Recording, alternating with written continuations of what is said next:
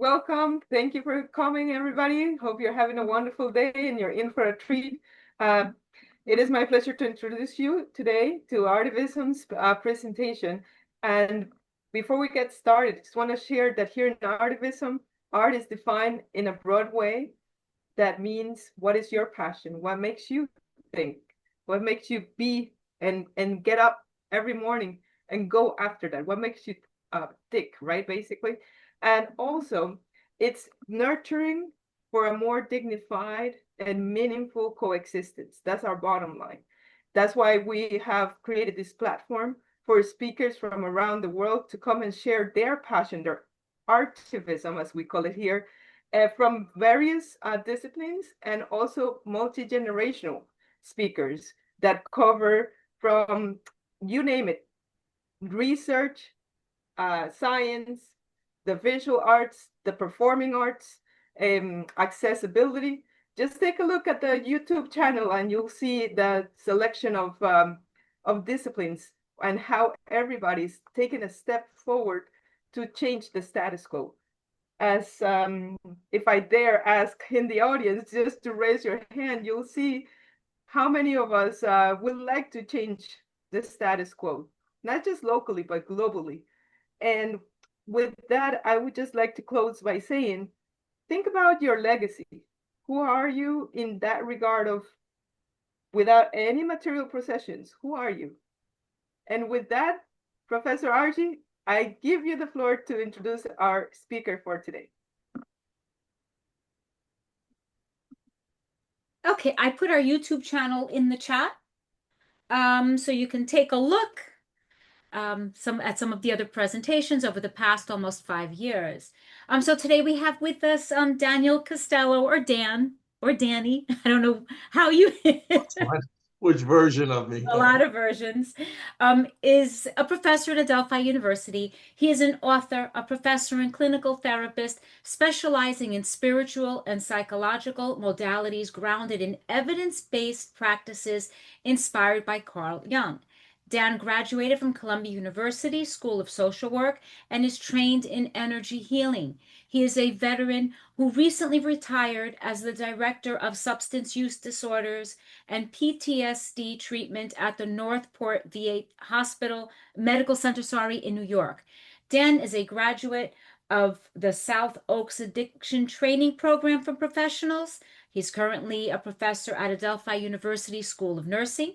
He has over 30 years of expertise counseling with diverse populations in many areas, including anxiety, depression, addiction, PTSD and trauma, suicide prevention, and crisis and family intervention. So now I give it over to Dan. I will share the screen. Give me 1 second. And it's all yours, Dan, Daniel, Dan, Danny. I know, right? Here we go. Okay. Now you're going to put up my, oh, good. All right, good. Well, I know a lot of my friends will like this one. This is Argie's take on what I had asked her to put on, as far as in the process of trying to explain how non-local consciousness becomes part of our being, and then that actually is what is being created in the burst of love light that's coming from the other side. So I wanted to use this symbol, and I've been wanting to use this symbol a lot anyway, because I just think it's wonderful. It's the greatest album that's ever been produced, they say. But if you notice, and if you just look at it and break it up, which I'm going to show you a lot today about how to compartmentalize things, it seems now we're trying to incorporate spirituality as a real factor in our thinking, on our daily lives, and just basically when you start to incorporate spirituality, you have to incorporate invisibility. And I know a lot of the younger ones that I've been teaching are like, well, we know about invisibility. You know, I can text you in Florida and it just gets right there. It's like, well, where did it go? Did it fly over all those states to get there? And you know, so the mindset of especially the younger people are about, basically they take invisibility for granted. It's very much a part of it. When you look at the becoming, all right, or the art of evolution as a person, what you're looking at is you're connecting to many facets of reality. okay? Or what we call reality, and in reality, sometimes non-local reality. So when you look at the triangle, it breaks down into what would be considered that beam of light coming into the third dimension. That beam of light is life itself. That's non-local consciousness, which basically animates everything, and we could say the life force. Now, the triangle is supposed to be able to symbolize the soul. Okay, so it goes in, animates the soul. All right, the soul basically is, Carl Jung would put it, which is another word for the psyche. All right, which is the conglomeration of your unique expression of that light. Okay, and again, depending on how foo you want to go full foo. Then we're talking about past lives. We're talking about experiences that little triangle has gone through from being a dinosaur or many different places that it's already traveled. And now in a third dimensional reality, which is really what of course, we know what the pyramid means, the combination of heaven and earth, okay, grounded very, very strongly into the earth. So when you look at basically our animation or life force or illumination, consciousness coming into the triangle, you're looking at now a unique expression of divine beingness, of love, okay, of persona.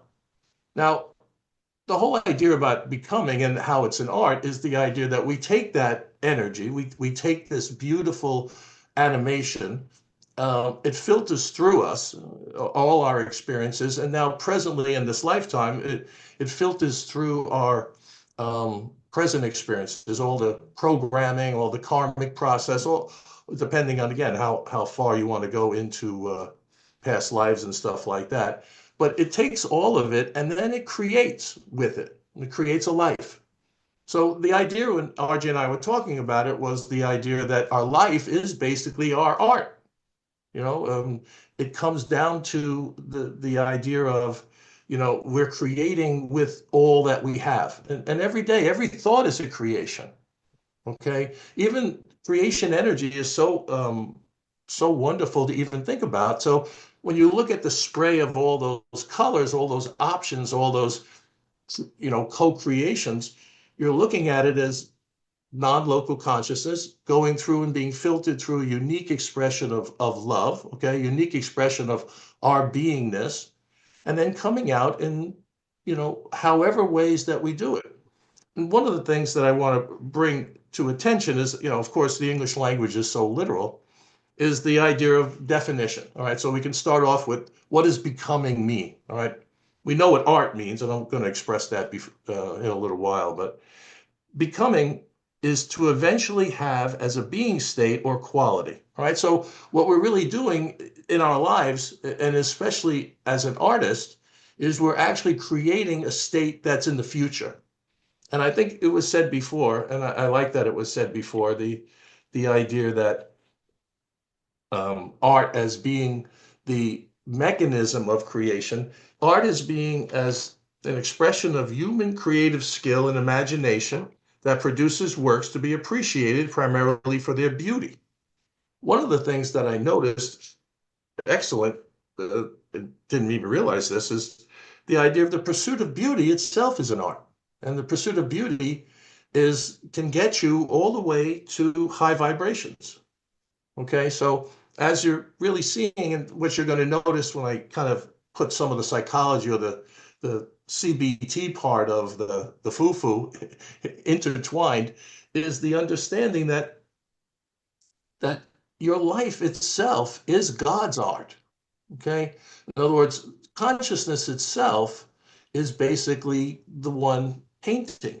Okay, and using us as the filter, as the colors to paint with, all right, as the material to paint with, and that's a nicer way to look at, I think, life on Earth than we can look at it after watching the news or after watching late night television. Now, one of the things that I really like is the concept of becoming brings to mind the uncovering or what seems to be already there. Okay, what I'm noticing more and more, especially in my work, in my personal work, is that a lot of the qualities that are coming out now have always been there and glimpsed. So Next slide, please. All right, so obviously I was in better shape when this when this was done. No, it's not me. Bobby Carlisle has made this beautiful. So one of my students sent this to me after, I guess, a lecture that I was talking about. That life now, especially in the most wonderful way, is the uncovering of the self. Okay, of our higher self, which is the part of us that really gets it, the part of us that uses love as our motivation as opposed to the lower self, which we'll talk about later, which uses fear. All right, so this beautiful statue, I think it sits in Switch. Okay, this is the artist. Wonderful. Look at this. Okay, I had a lot more hair then. I don't think I ever looked that good, but it's so beautiful the way she can capture the perfection of even the physical, which is always, the physical body is a very important part of the soul. Okay, it's all vibes too, but it's lower vibes, and it's vibes that on some level give you the illusion that you're structured, that you're stuck in physical matter. But if you realize, even, just to talk about it quickly, as far as to go back into energy or go back into the soul, is that we keep thinking that the soul is in the body. Our reference is ourselves as a physical body, and the physical body reference is the story of that physical body. But if you really kind of look at it and maybe even think about it, especially from a spiritual perspective, what it seems like is that the body sits in the soul. It sits in the energy system. The energy system is not in the body. It's basically permeating each one. And I have a slide. Yes, okay. So again, as you can see, at the time I was doing a lot of ab work and glute work, and wow, that's a beautiful way she did it. Is that metal, Arch? I don't think so. Is that wood? It's not wood. No, no. It looks like it's been chiseled out, but I don't know what the material is. I'm sure it's a cast, right? It was sculpted and then a cast. Yeah. Unbelievable. All right, good. But again, the concept is that the person themselves is actually chiseling, and that's really what the work of becoming is. It's unfolding what's already there. And in the same way that you look at Michelangelo's David, I remember reading about that particularly, and what he was saying was, as soon as he saw the block of stone, he pictured the David within it.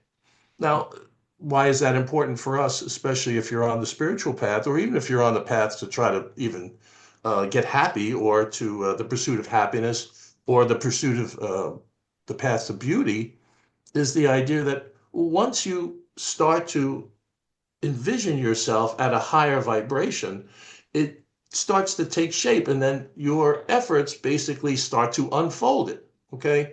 In other words, if you start to, project yourself as a better person, whether it's because you've been suffering or because you've had a lot of mistakes, when you're pushing yourself to be a better person, all of a sudden there seems to be a structure that seems to be holding.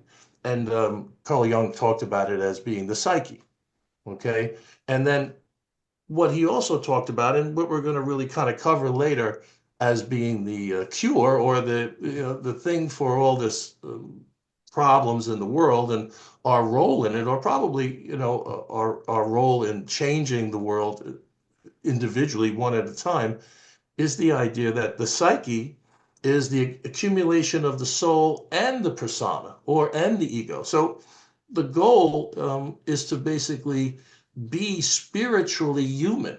A lot of us grew up with the concept that we're human trying to be spiritual. All right. And many of us who've been on the path a while know, the famous quote by Desjardins about, are you a spiritual person trying to be human, or a human person trying to be spiritual?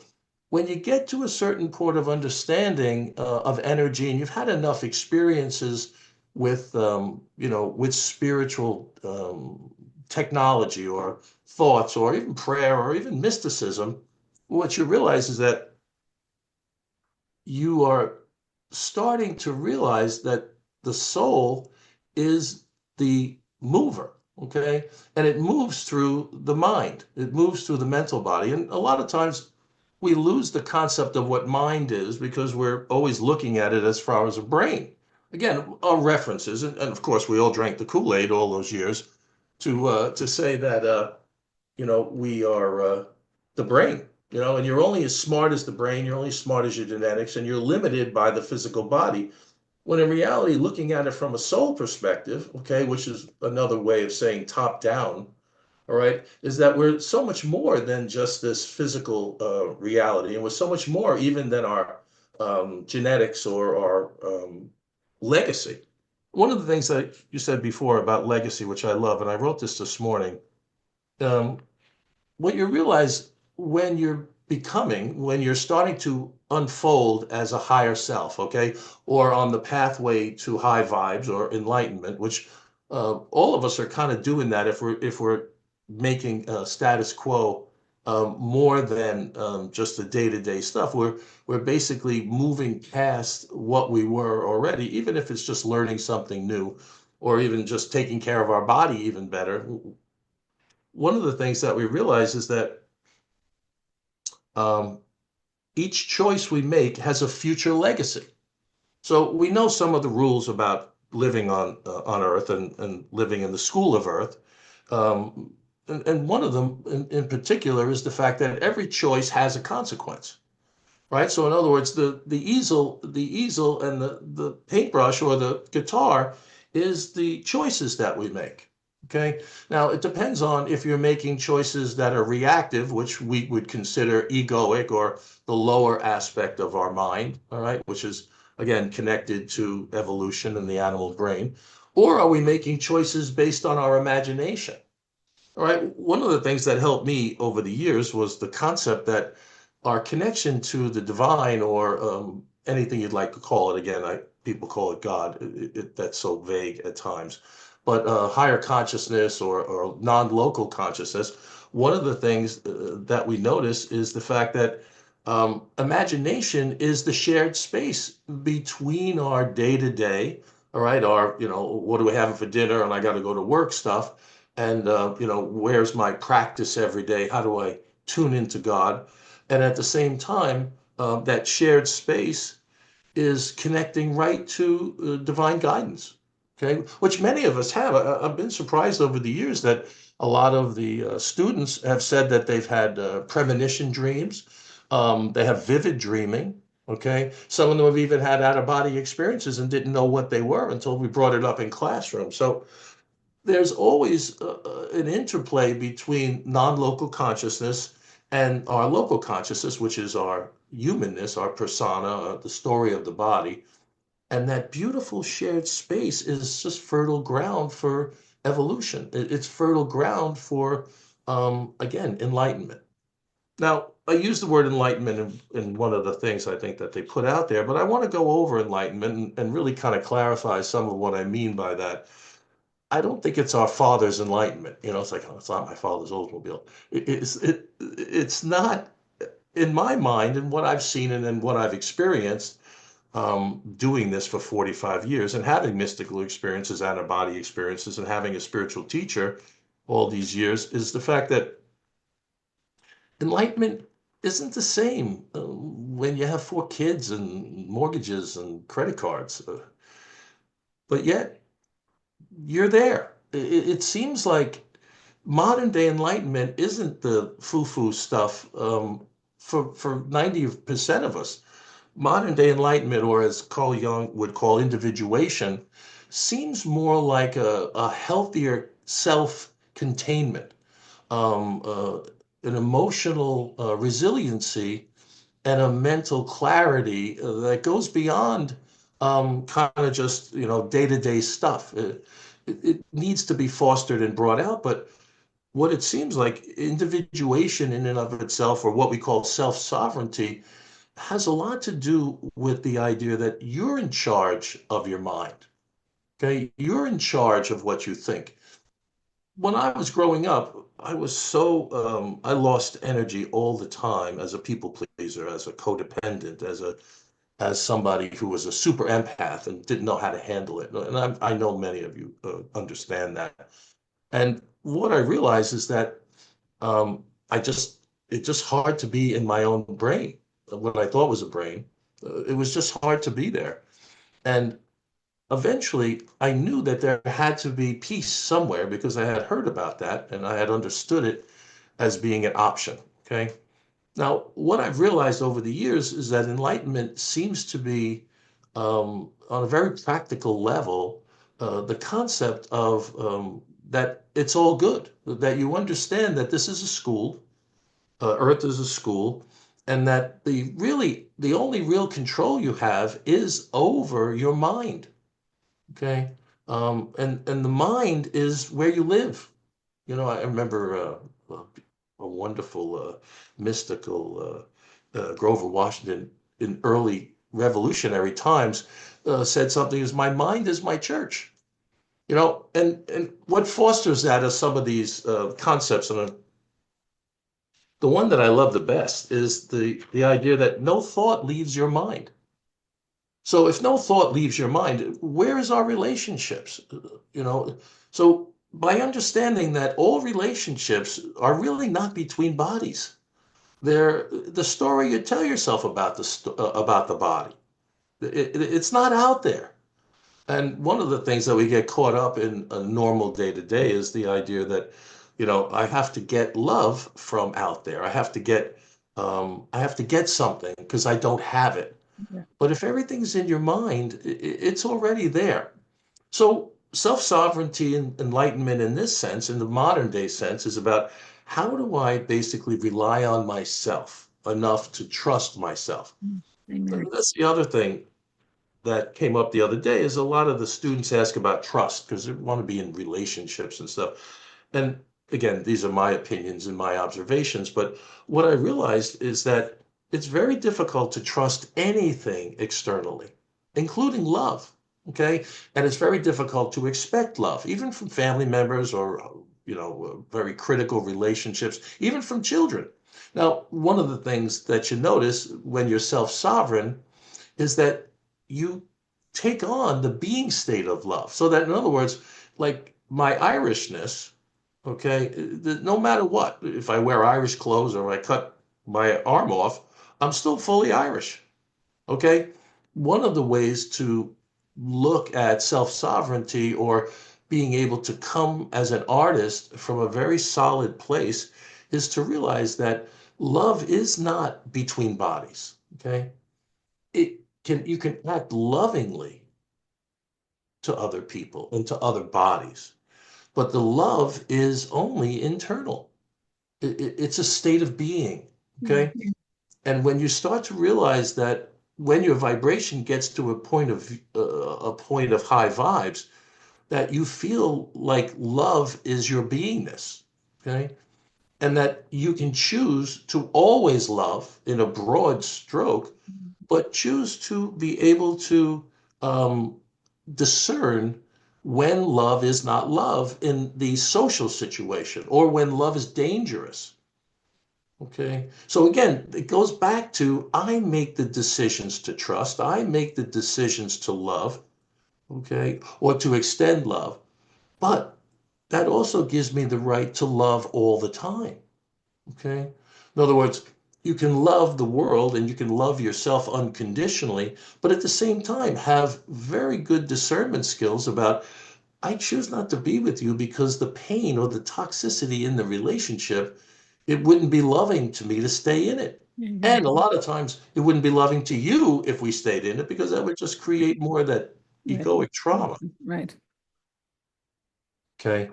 So what we're really shooting for in the art, the real beautiful, the Picasso in us all is the concept that we can create an internal world that is solid, that is helpful, that is always helpful.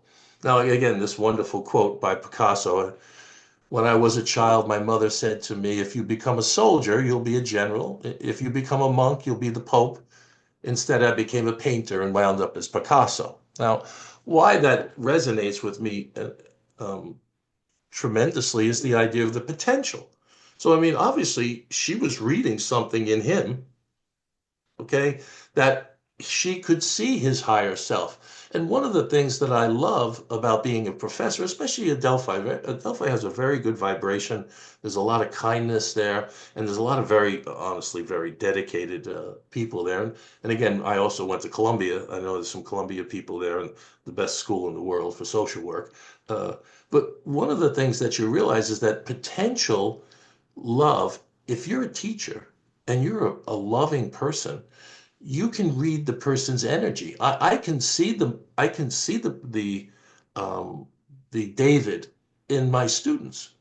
And my job is to kind of like help them to navigate back and say, oh my God, look at you. Look at what you're doing. Look at the light in your own eyes. And one of the things I tell them generally, and I like this because, again, the young generation is still trying to find who am I or what am I? All right. And one of the things I tell them, if you really want a shortcut, watch yourself love.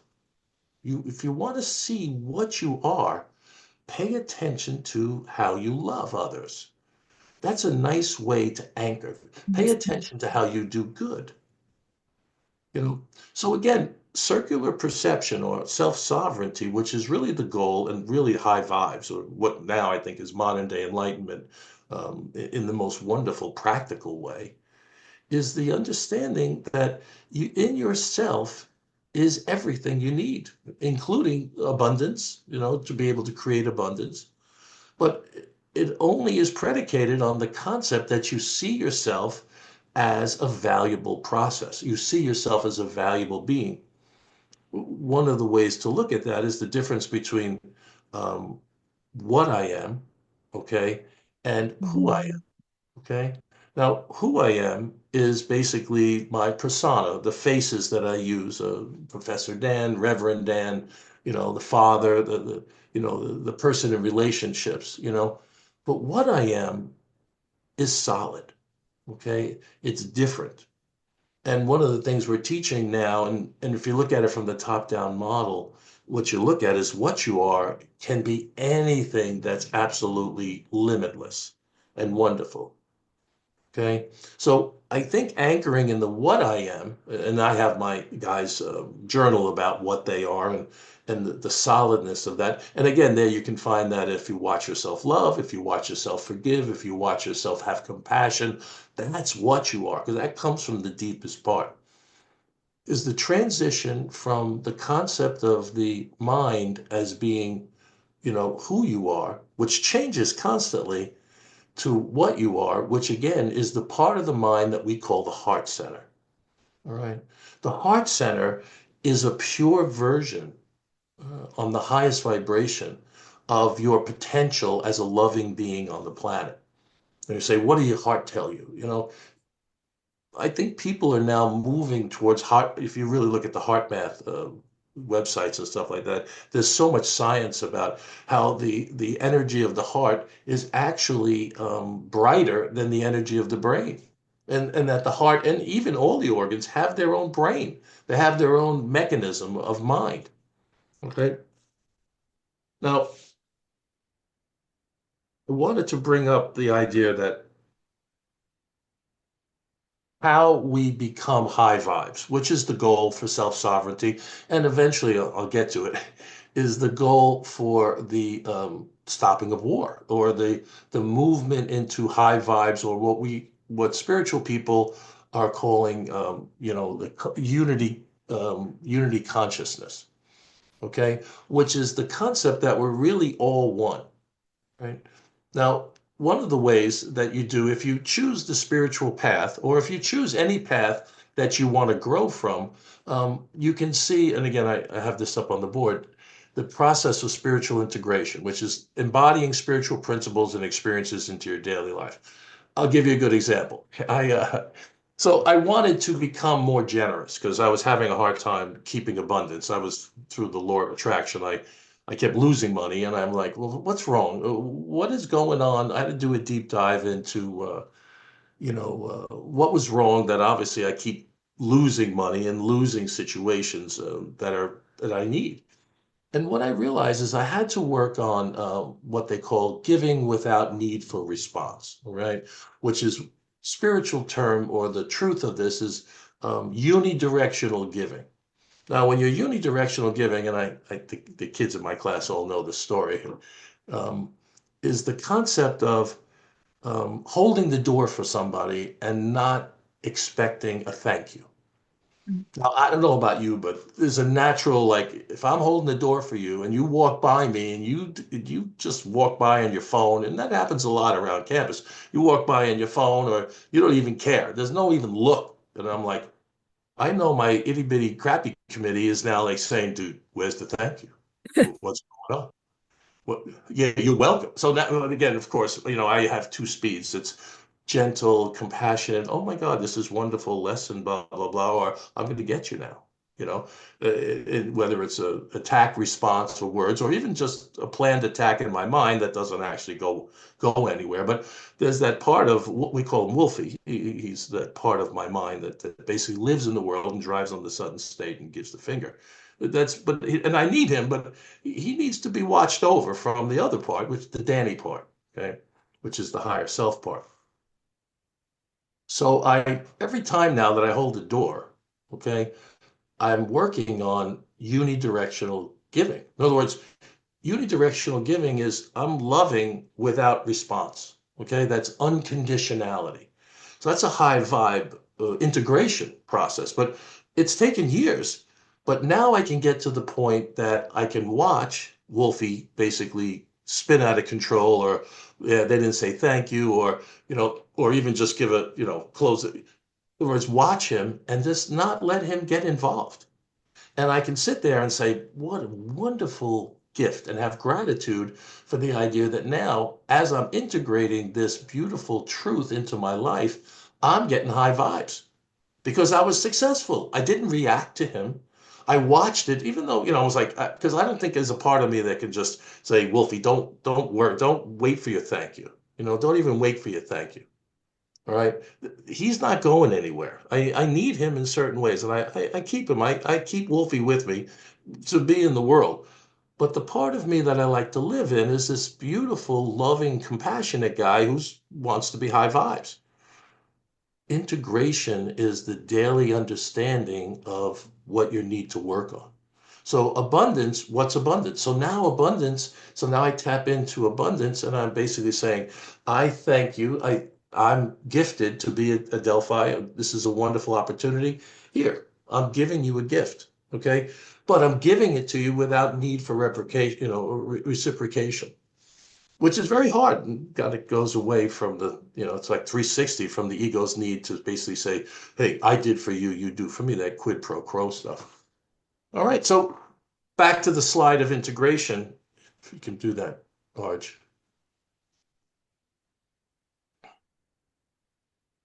What's the one after it? There it is. In the context of the spiritual journey, spiritual integration is about living the discoveries and gifts you've attained, which again is the wisdom of unidirectional thinking, unidirectional living from the heart center. Rather than just thinking about them, it's easy to be philosophical and think deep thoughts, which is normal for me, and overthinking them too. But to embody what you've realized as a whole other matter. In essence, spiritual integration is a movement from the head to the heart and from conceptual to practical. It is self-actualization. Instead of just talking, reading, or hearing, you become it and unify it in your daily life. Wonderful thought. Wonderful thought. So now you're realizing the way to becoming, or the art of your becoming, or your artwork, is the daily movement of spiritual technology into the mundane, into the day-to-day. And it's hard because it takes vigilance, but boy, the payoff. And it's not even a payoff about like, oh my God, I feel great that I did that. It's a payoff because my energy doesn't get bogged down with the resentment. My energy doesn't get bogged down or drained with just mundane thoughts. Like, I have so much beauty and so much goodness and such a privilege to live this life I'm living, and to have the opportunity I have. The last thing I want to do is walk around without my joy. So by basically not creating egoic mistakes or getting involved with people in a dramatic way, I have more bandwidth for joy. And then I resonate at a higher vibration. So where I go then and what I say has more clarity and a more heart-centered process, which definitely works better. I mean, I know being around people who are heart-centered and, gee, these beautiful people are, it just makes my day better.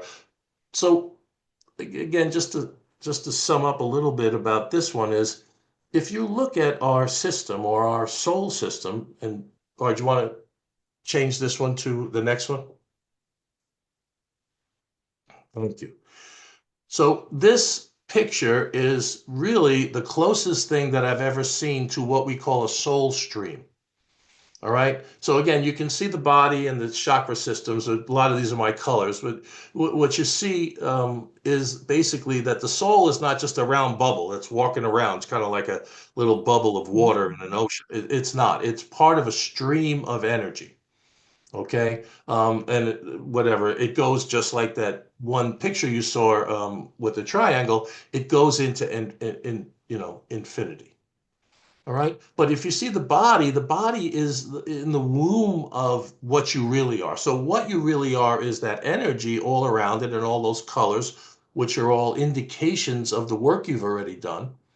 Okay. And the potentiality, you see the blues and the pieces, you see where the upper chakras, or where the third eye around the forehead is and the throat. And then you see above that, you see that's your higher self waiting for you. That's high vibes.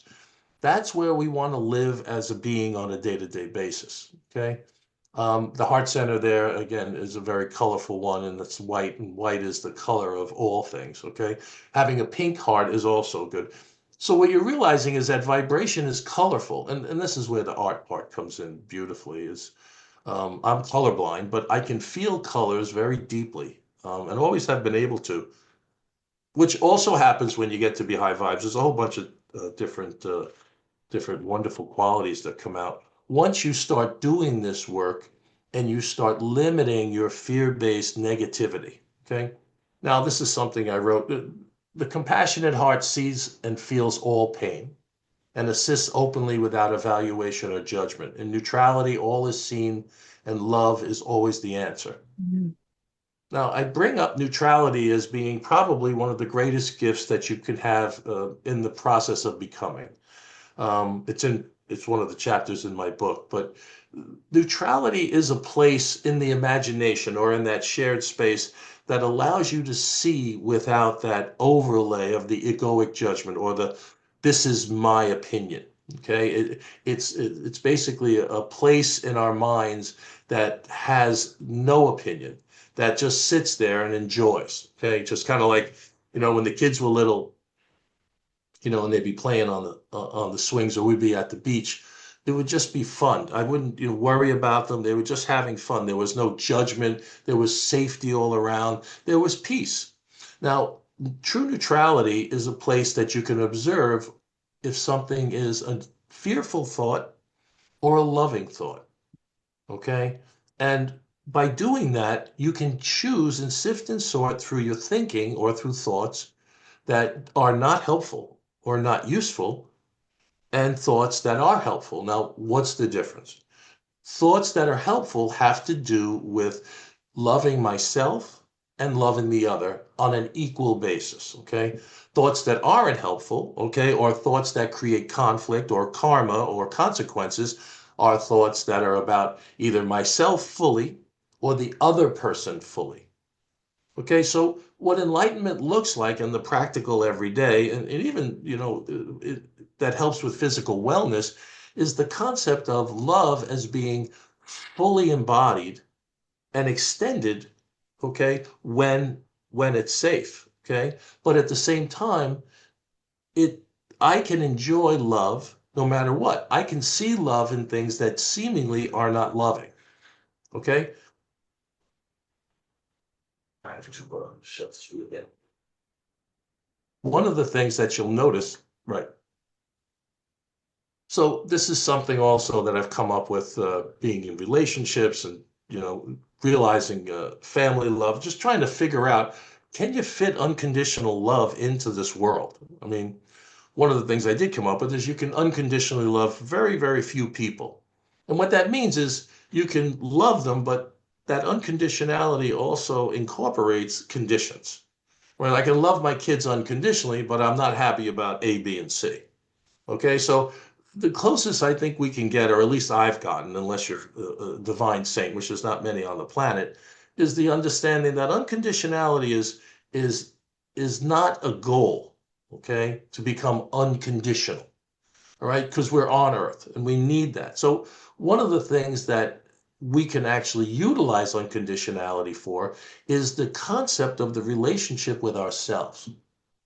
Now, what I think is really, really fun lately is I've been trying to figure out is that we have relationships with everything. I have relationships with my sexuality. I have relationships with my children. I have relationships with my body. So when you're in neutrality, you can figure out, is this relationship a healthy relationship or not? We're used to saying, well, is other people healthy or not? But what I'm really realizing is loving yourself is about having an unconditionally loving relationship with yourself, which then turns into a relationship in your higher self or the part of you that is love, okay? And that doesn't have any fear, all right? That invulnerable part of us, okay? The goal, I think, when it comes to practical sovereignty is the understanding of acceptance as being you have to accept all of your humanness. Any time that we push away or we deny, a piece of our energy goes with it, a piece of our soul energy, and that we can't rise above the things that we need to because we don't have the energy or the bandwidth to get there. Now, when you need to love yourself unconditionally in order to resonate with what you desire, again, going back to the law of attraction, which I recommend to anybody who's even got a toe on the path, it's the only way we can know how to love others. So, like you said, one of the things about spiritual process is the understanding that you know you're doing good spiritually is when you're embodying or you're actually immersed in something. It's not about knowing about something, it's known, it's knowing, okay? There's a big difference between knowing something and knowing about something. I know my neighborhood. 40 years I lived in that neighborhood. I know every block. I know trick or treated everywhere. I know from the time I'm 5 years old, I'm 65 years old, right? I know the neighborhood. But I know about my new neighborhood. I don't know all the neighbors. I don't know anything, but I know about it. One of the things that we really want to try to do is to pay attention to what we know, right? And that's where all the energy is, right? In what we know. One of the things that this is really bringing out is we have to know ourselves, but not just know ourselves on the good side or not just know ourselves on our strengths, but we have to bring out and bring to light the parts of us that we don't like, okay? That we've projected out into bullies or mean people, okay? We have to bring them home and reconcile with them. The only way to become high vibes is to bring everything and integrate it together, which is what that last quote was. Now, accept the deepest truths about what you know about love, love yourself, and trust divine timing. Now, the other part about divine timing, which I think is an interesting concept if you're going to look at becoming something, is to trust in divine timing. Now, what is divine timing? Divine timing is the idea, just like the way the universe works perfectly, is that when things are ready, they come together. The ego has a tendency to think that I can create all this and make everything come together. And what we find out is that basically that doesn't work 50% of the time. Or my desire on an ego level or my desire in the world without listening to guidance, without doing a deep dive and journaling and really finding out with clarity what I really want is the idea that if I make a decision based on ego, then what you realize is the fact that there's more chances that it might be a decision that's not going to be accepted in the world. Okay. One of the things about divine timing is, again, the concept of that you trust that when something comes, that you're ready for it.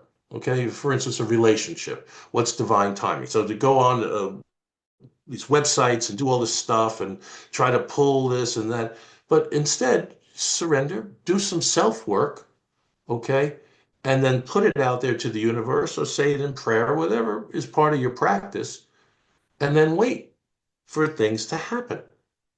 Again, it takes a lot of faith, but divine timing, when that happens, it's more likely that it's going to work out and be fulfilling and be helpful. Okay. One of the things that I also want to bring out when you look at when you're becoming self-sovereign is that happiness as well as joy actually become a choice. When you get to high vibes, it's not dependent on the actions you take or the situations you encounter or the people you meet. You can either live with happiness or not. All right. In other words, happiness, even though we think it comes from a successful fulfillment, it does. And it does come from interaction with others, but I can intend to be happy. I can choose happiness as well as I can choose to be loving. Going back to self-sovereignty, I can choose how I show up someplace.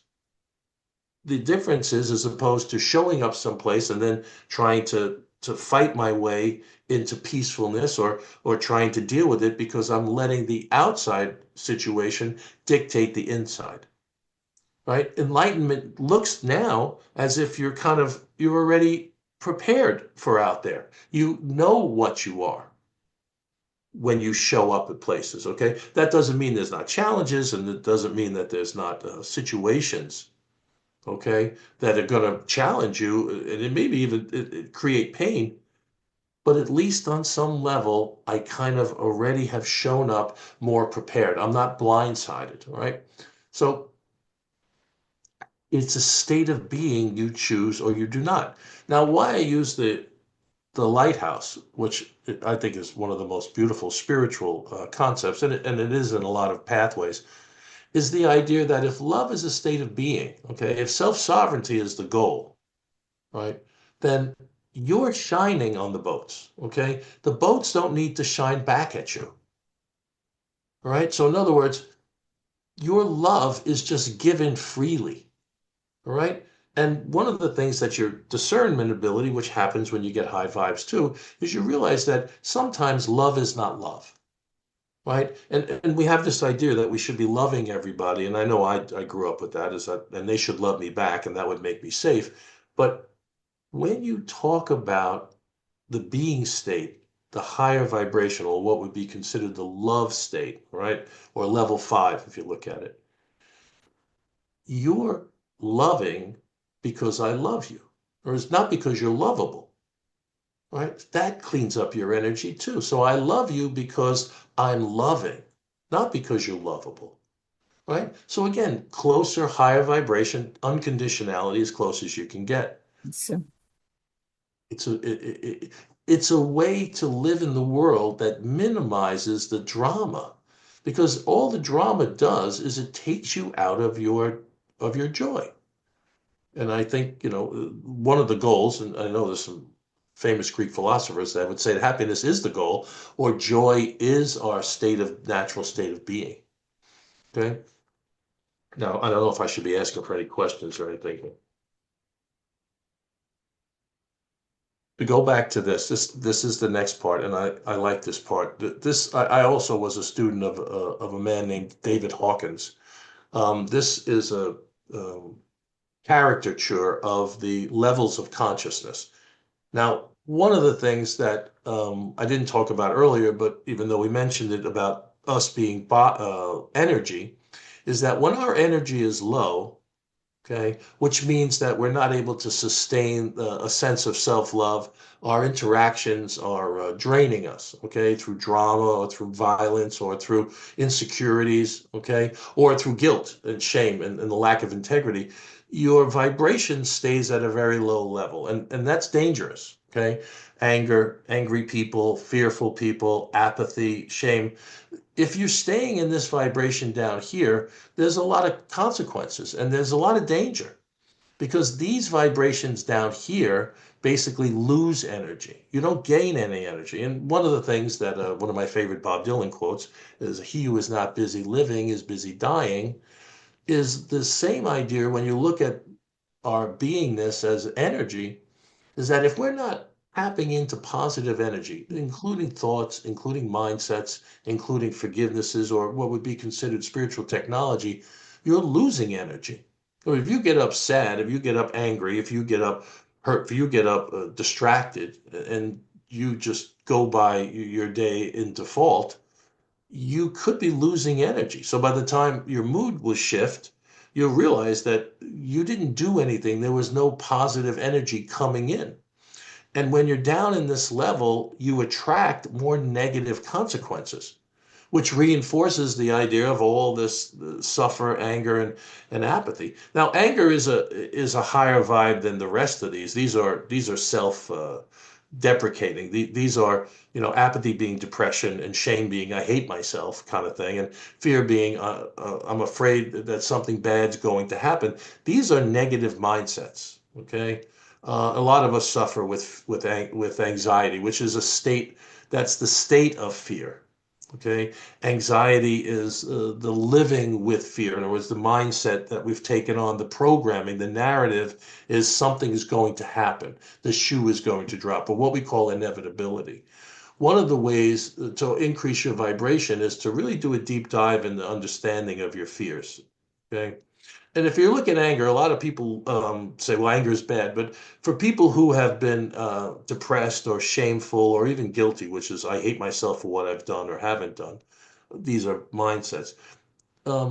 For people who are really at the lowest level, and down here is basically with suicide. So in other words, when the energy drops out of the bottom of the box, the ego just says you need to go to sleep, and I don't want to be here anymore. So how do you get from this bottom of the box back up here? All right. And this is really how you do that. You do that by starting to say, I deserve, I desire, which is the same thing. I deserve. Okay. Down here, we don't deserve. All right. We feel like we don't deserve. We're not worthy. All right. How do we fix that? Now, again, there's very many beautiful tools, and we'll talk about that quick about practice, but you have to find energy. You have to go to places, think about things, be with people. Prayer, you can do full foo if you want to, connect right to mysticism, connect to prayer, psychic process, or you can do it just by finding a counselor or going on medication. But you got to get out of the bottom of the box. Okay. How do you do that? Courageously. Right? One of the chapters in the book is called The Courageous Heart. Courageously moving forward, curiosity. So this increases your vibration. This is still heavy gravity, though. It still pulls you down. Pride is not the goal. I mean, pride is better. Like, I had a lot of guys over the years that were really low self-esteem, had been traumatized, that went in the Marine Corps and changed their life. Okay.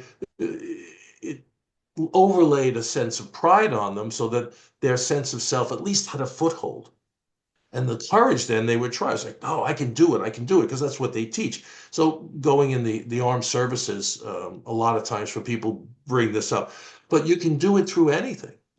Going to therapy is courageous. One of the things that's happened since COVID is the influx of adolescents in my private practice, because now they don't have to come to the office and they can sit in their room, or they can, I've gotten guys, they won't let me see them, but they're sitting there and they're at least talking, or, they're playing their games, but at least I got them on the thing. The courage to say, well, I'm going to talk to Dan at 5 o'clock. I'm going to talk to somebody, and I don't care if my friends know.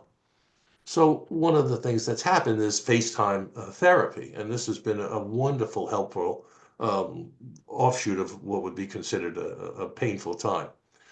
This level is most of the people watching this, okay, if not all of us.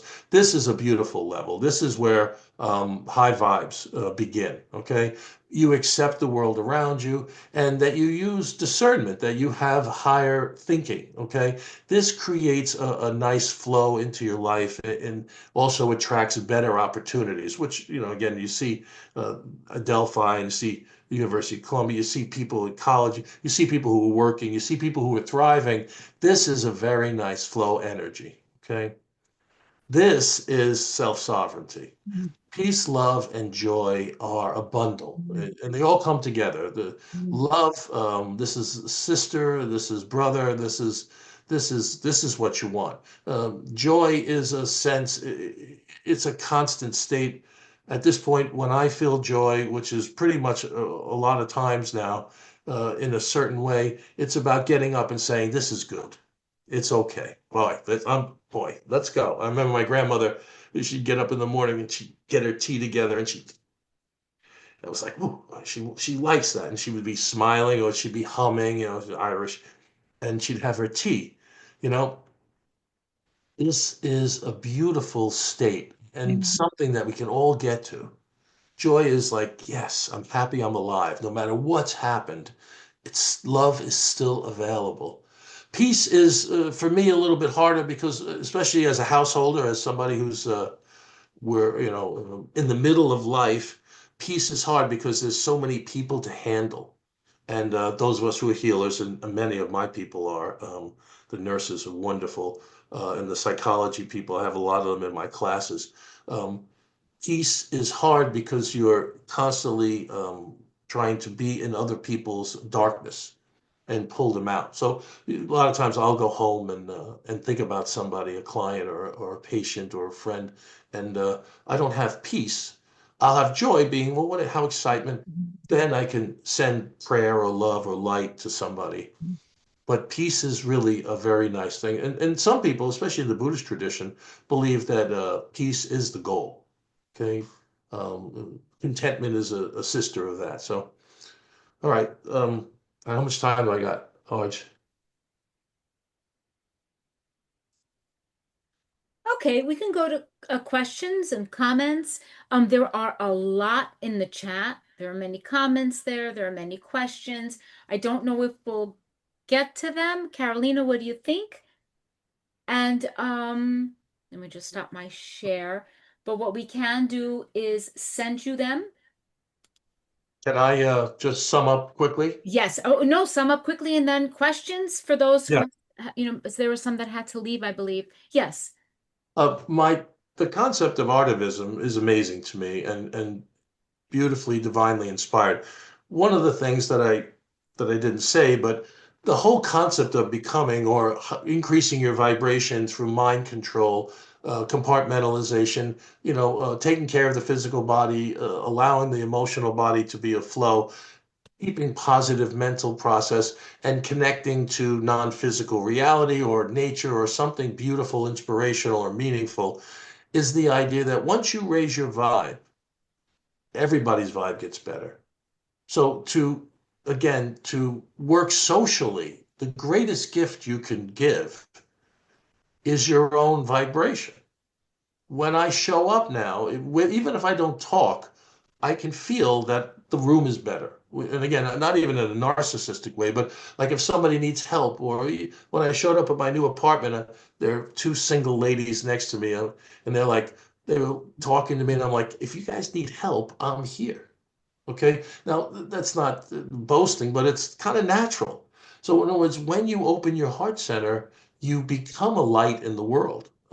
So, artivism, as an artist, my art is my healing. My art is my persona, right? Which is all of us. And as an artist, you can create beautiful work in that way, but you are the work. You are the easel. Your life then becomes this beautiful expression. So I thought that was a good way to finish Hey, tonight. hey, Dad, it's Christian. I just wanted to say, I have two things for you. One is it reminds me of the lighthouse we used to go to in Fire Island all the time, and you talked a little bit about abundance, and I'm waiting for that to trickle down to me. But I just wanted to say I love you, and I'm It's really on the proud of way. you. Thank you, family. Before we go to Unconditional. questions, that was a great, great way of closing also. Thank you for your time and for being here with us, sharing all this knowledge that it's what is going to make the world vibrate differently and counteract all the energies that are there now that sometimes people do not know how to handle and just give up in the battle. But what we have to do is, like you gave us all these examples. I also, well, two things I'm going to ask you. One is, please do share the books that you have available, so we can further our knowledge through them. And the second is that here in Artivism, we usually round up the conversation before the Q&A with a key takeaway for action. And this is the question for you. What will be your key takeaway from today's presentation for action? You asking me or are you asking other people? You're asking me? Yes, you, the presenter, you. Yeah. Oh my God. The key takeaway is just you have control over yourself. You don't have control over you. I'm not a politician. I don't build anything. I don't even do art. I'm not even really good at art, but I can be a light in this world. And my whole focus is to be that light and to go and warm all the cold people out there. And that's going to make the world better. And then one of the things also, and you guys are doing this too, I am a teacher of teachers. The young ones that we're touching now with this stuff and enlightenment and the soul being part of the process, that and love is the real way, that is going to be spread to their ministries, their work. The nurses, I teach the nurses to do Reiki. They go in and they just sit there and send light. They don't even, because if they're worried about doing an IV, I teach them that they stand there and they say they shield themselves first energetically. They ask for help from whoever they ask for. The teacher of the teachers. That's what all of us are doing. And we have to change the vibration right now of the world. It's too much pain. Professor Argy, would you like to ask some of the questions on the chat? Mr. Dan, that was excellent. Thank you for that takeaway. Oh my God, there are so many. There are many, many thank yous. A lot of them relate your presentation to their studies in psychology. Let me just go. How can therapy help people move from the suffering level to getting by or flow? Greatest thing you can do, and I didn't get to this. I had so much of um, to get a practice. Get a practice. Find a practice. I was at a Buddhist retreat this weekend to talk about practice. Practice, like, what do you do when you get up in the morning? What's your intention when you have your tea? Do you shower and bless yourself with liquid light? I mean, do you read something, even if it's a Bible quote, or do you do something in the morning that gets your energy up, right? What mindset do you go out of the house with? Do you call on a divine being for help? I go to mass in the morning. I go to 9 o'clock mass. Then I do the rosary after with the ladies, so I'm in community. Then I go and when I eat, I bless my food, right? And I'm constantly praising and have gratitude. So all day I'm putting my energy in and in and in. So just get your energy up. Remember, we're a battery. Find sources to get your energy. Everybody has beautiful, unique sources available. How do you find transcendence through nihilism without the idea of purpose in a greater sense? The nihilism is perfect because in a dualistic world, when you don't believe in something, there's a consequence. And that consequence gets you curious for the other way. Again, this all works out perfect. It all ends good. That's the beautiful. That's what I got, from my work, is it all ends good. God is not cruel. Divine is not cruel. Eventually, we're going to get it, and there's too much love. And if you've ever experienced love, you know that it's everything. So yeah, nihilism is a pathway, and go deep dive into it, because when you do that, you'll just be able to pick out, like, is it working? That's why you really should take that neutral inventory constantly. Is this working? But go wherever drives you. You have to go there. If you don't, then you're going to be, mucky. You're going to be in the middle. There are many thank yous. I will share the chat with you. Carolina and I will put it together and email it to you. And then you can answer some of these and we can share it with the participants. How can therapy help people move from the suffering level to getting by or flow? Therapy's great. Remember, bring darkness to light. I don't care if you do it yourself in journaling. Bring darkness to light. I talk to myself constantly, talking to myself, bringing out, oh God, what'd you do? Mistakes are important. You know what I mean? You got to get that practice, get your energy back up so that you can do it on your own. Like, training wheels, therapy's like training wheels. You need help for a while. I mean, God, I have two therapists and a teacher and constant connection to the divine. I mean, I can't do this myself. My little man's an idiot. You know what I mean?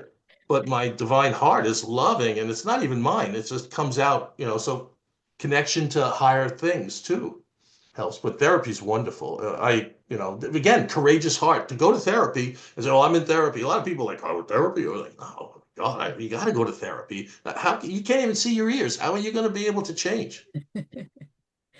How do you deal with the idea of determinism, lack of free will in the creation of idea, i.e., cage dog experiment, even getting to Right. self-actualization, or later unpublished revisions of Transcendent and Maslow's hierarchy, or Uh, epigenetic inheritances part in the thought process?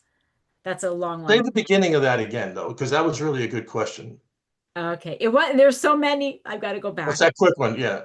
1 second. How do you deal with the idea of determinism, lack of free will in the creation of idea? Well, now, free will is a very interesting process because a lot of times, if you're just in that lower vibration, you don't have free will anyway, right? There's no free will because you're at the mercy of your karma. I'm like in the beginning of my life, I didn't have any free will. I was giving my stuff away. Please like me, please like me. Like there was no free will. I couldn't. I was viscerally like the avoidant person doesn't have free will to say I'm not going to call you back or I'm not going to answer your text. They're stuck in a physical, painful coma. So, do you have free will? What is free will? Free will, we think we have free will that we can choose it, but you can only choose. Look at free will like this. You go into a Chinese restaurant and you pay $5 for the buffet, but you're only limited to the what the food is out. You can't have the whole thing. Free will is limited because of your karma, because of your upbringing, because of your intelligence level.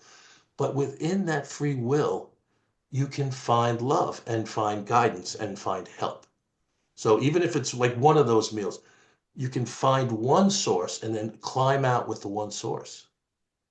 I think we'll go with this one. Maybe it'll be the last one because it pretty much relates to what we're all feeling lately and what the state of the world is. How do you manage consciousness of your own thoughts and feelings, but cannot control the emotional reactions to injustice, like feelings of anger, resentment, and powerlessness? All anger is resentment. I mean, all anger is the perception of injustice. So if you rise above on a level of consciousness, you realize that it's all unfolding perfectly for your good.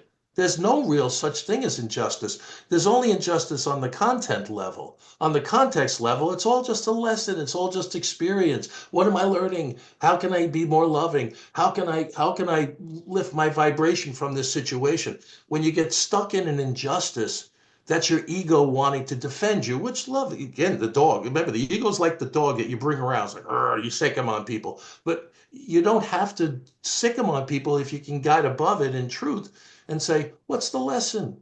I don't have to get caught up in the content. What's the context? How am I going to be better because of this? And then you learn surrender and acceptance and forgiveness. And so then the spiritual technology comes in and flow states back. Okay, so but that's a high calling to look at the non-dualistic process. But the only way out of anger really is to understand that it all happens exactly for you. I'm just going to put up the last three slides, which I don't think we can get into, just so the participants here will have the opportunity to view them when it goes up on YouTube. Here we go. Okay. This is a new book I'm writing on the four-body perspective. If anybody wants to read it, these are one of the things that if you want to keep your energy up, you want to keep high vibes, you have to pay attention to giving energy to all four of our bodies, okay? And you can see those were the two top ones. This is the emotional body is the hardest. People, like we talk about resiliency, that's great work. A lot of your work is on the emotional body. It's easy sometimes the physical. We can work out, we go get a haircut, get our nails done, go to take a bath and clean. But the emotional body is where it's the mucky stuff. And this is where a lot of the vibration changes. Now, this is cool. This is what we talk about ARTIVISM as far as connection to the bigger picture. It takes like 5% of entrainment. In other words, so if you start raising your vibes, you resonate, okay? So your frequency is your level of spiritual vibration. Then the vibration then is what resonates out there. And then the resonance, okay, attracts people in groups like women's rights, Gandhi, civil rights, all of it started with a few people changing their mind and being solid about it, right? Even Woodstock, they say change the war, okay? Women's rights, it all starts with just a few people with this energy, okay? So again, these are part of the thoughts. We're not human beings. This is Teilhard de Chardin, which I love this quote. Really what's happening now is if you realize you incorporate the soul into your life, it changes everything, Okay. Okay, Dan, tell us the titles of your book. Maybe you want to put that in the chat. Okay, I don't really know how to do that, but it's called, I'm really, Well, just tell us the title. It's called It's All Good. It's All Good. The Road to Living Peacefully. Okay, Living, I know, right?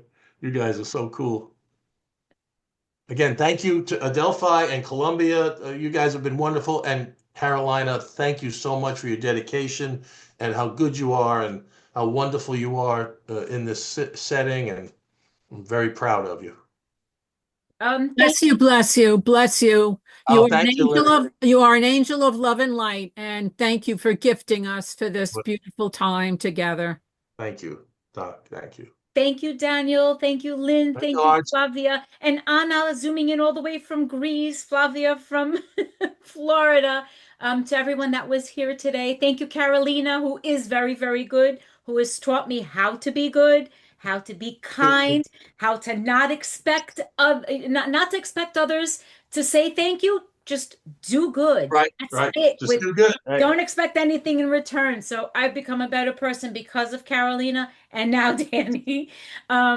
Thank you, everyone. Thank you to Adelphi University, our sponsor, as well as Gottesman Libraries at Teachers College at Columbia University.